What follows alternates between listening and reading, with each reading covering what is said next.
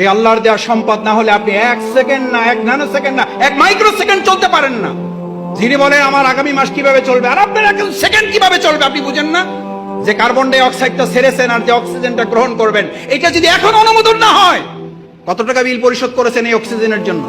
অনলাইনে না অ্যানালগে জমা দেন? কোন অ্যাকাউন্টে জমা দেন? এটা কোন অ্যাকাউন্টে? এত কি ভাবেন ভবিষ্যৎ? ভবিষ্যৎ কি? ভবিষ্যৎ তো অক্সিজেন। এই এখন কার্বন ডাই অক্সাইডটা ছেড়েছেন, অক্সিজেনটা আর যদি না ঢোকে, এখন কি কারণ লাগবে? পৃথিবীর সমস্ত ডাক্তার একমত হয়ে গেছে, হার্ট অ্যাটাক করে কোনো লোক মারা যায় না, মারা যাওয়ার কারণে হার্ট অ্যাটাক করেছে। স্ট্রোক করে মারা যায় না, মারা যাওয়ার জন্য স্ট্রোক।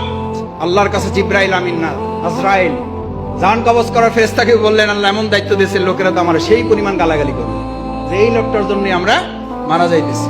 আল্লাহ তাআলা বলেন, তোমার কোনো অসুবিধা নেই, ব্যবস্থা করে দেবো। লোকেরা তোমার কথা মনেও রাখবে না, তোমার কথা স্মরণও করবে না, তোমার উচ্চারণও করবে না। ওরা বলবে গাড়ির অ্যাক্সিডেন্ট করে মারা গেছে, গাড়িরই গালাগালি করবে। ওরা হসপিটালকে গালাগালি করবে, ওরা ডাক্তারকে গালাগালি করবে, ওরা সংগঠনের মিছিলকে গালাগালি করবে। আল্লাহ আমাদের মাফ করুন।